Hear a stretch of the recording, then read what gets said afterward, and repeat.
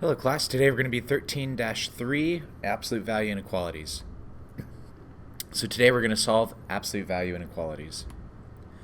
So for what we know about absolute value inequalities, remember that when it's an absolute value equation, we broke it up into various piecewise functions. Well, if we're talking about absolute value, that means that all has to be positive. What's going to happen is, without really going into the complications of the geometry, a statement like this would kind of break up into various piecewise functions because we know that's how we model it. And instead of breaking it up into a bunch of those different piecewise functions, we're just going to memorize a few things instead. If I have the absolute value being greater than 0, this is going to create an OR statement. And so a good way to memorize this is going to be the phrase greater than. If we have a less than symbol, right, so if I have the absolute value of something that's less than 0, this is going to create an AND statement. An easy way to memorize it is to kind of think less than. Now, in the beginning of the class, we talked about these OR and AND statements. We said that an OR statement is the same as union, and an AND statement is the same as an intersection. So we just got to keep that in mind. So this is our first example here, and it says 4 minus 3 times the absolute value of 2x plus 1 is greater than negative 2. So just remember, from what we know of absolute values, we said that if we have an equality statement, the absolute value equals c, we can break this into x equals c and negative x equals c. And so we need to still do that same type of logic or that same type of statement. So I need to apply that logic to this absolute value statement. So I'm going to minus 4 on both sides. Negative 3 times the absolute value of 2x plus 1 is going to be greater than negative 6. Divide both sides by negative 3, and I get the absolute value of 2x plus 1 is going to be less than 2. So now, being able to break this up, I'm going to get 2x plus 1 is less than 2. And because it's an AND statement, because it's less than, I'm going to get and negative 2x plus 1 is going to be less than 2. Now solving for each of these equations, minus 1 on both sides, 2x is going to be less than 1, divide by 2. I'm going to get x is less than 1/2. And then for this one, divide both sides by negative. I'm going to get 2x plus 1 is going to be greater, and that's going to be the negative 2 minus 1 on both sides. 2x is going to be greater than negative 3. Divide both sides by 2, x is going to be greater than 3/2. So now on our number line, to represent this, we have x is less than 1/2. And then we have, we'll say here, I'll do this one in red. So I have x is greater than negative 3/2. Now my answer is the intersection of the both, because and means it's intersection, and so where do they both exist? That's going to be here. And so my answer is going to be negative 3/2 all the way to positive 1/2. Or I can write this as negative 3/2 is less than x, which is less than 1/2. Example number 2. So I'm going to subtract 8 on both sides. Absolute value of 4x minus 7 is going to be less than or equal to, and this is going to give us 9. And so now, because it's less than, I'm going to know that it's going to be an AND statement. And so now solving this, applying the definition, I get 4x minus 7 is less than or equal to 9, and the negative 4x minus 7 is going to be less than or equal to 9.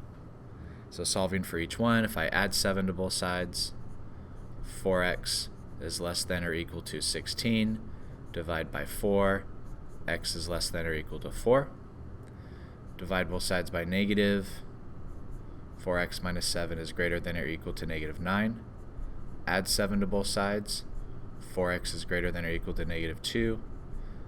Divide both sides by 4, and I get x is going to be greater than or equal to negative 1/2. Now I did divide by negative, so I do need to flip my sign.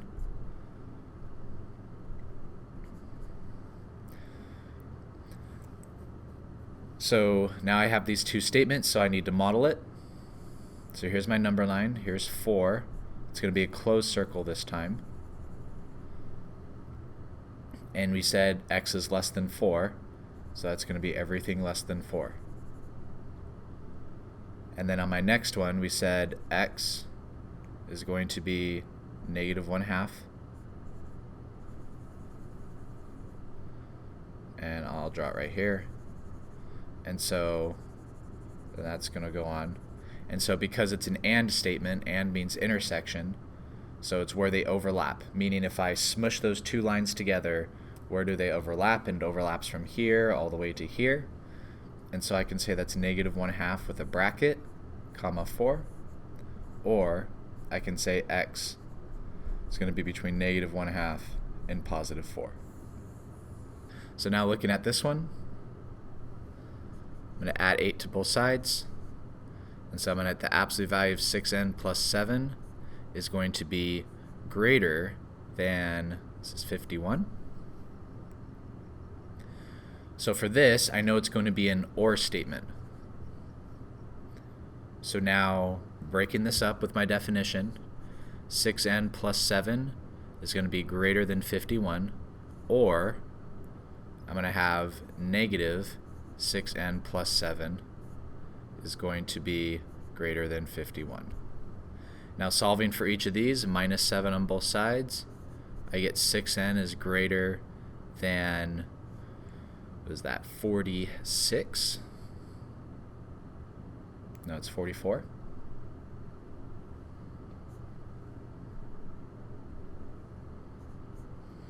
And then applying the negative, I'm going to get 6n plus 7 is less than negative 51. And so I can subtract the 7. So I'm going to get 6n is less than negative 58. So now continue to solving for both of these. I'm going to get n is greater than, that's going to be 44 over 6. So I can reduce that. That's going to be 22 over 3. And then dividing both sides by 6 here, I'm going to get n is less than, and this is going to be 25, half of 8 is 4. So that would be negative 29 over 3. So now let's model this. So on my number line, we'll say that this is negative 29 over 3, open circle, and it says x is less than that. And then the other one, it says n is greater than 22 over 3. So let's say this is 22 over 3, open circle, so it's not equal to, and it says n is greater than that. Well, an or statement means you include both. It's union. So including both, I have negative infinity all the way to negative 29 over 3, union from 22 over 3 to positive infinity. Or I can say n is going to be less than negative 29, or n is going to be greater than 22 over 3. So both of these statements would be correct. Now let's take a look at this one, because this is where some strange things can start happening here. I know that I have this absolute value of 6n plus 7, and we'll kind of consider this a special case. And the reason why is a special case is because this is greater than a negative number.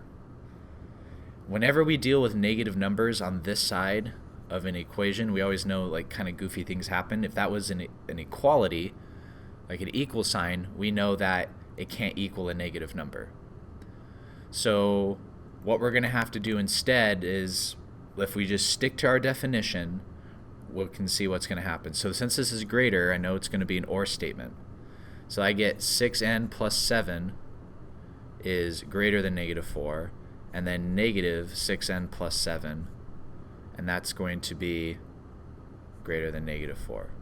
So then solving for this, this is negative 7. I get 6n is greater than negative 11, divide by 6. I get n is greater than negative 11 over 6. For this one, dividing both sides by the negative, I get 6n plus 7 is going to be less than 4. If I minus both sides by 7, 6n is going to be less than negative 3. Divide both sides by 6, I get n is less than negative 1/2. So now let's take a look at what happens here. On my number line, I have n being right here. Let's say negative 11/6. It is open circle, and it says n is greater than that. So that's going to be everything here.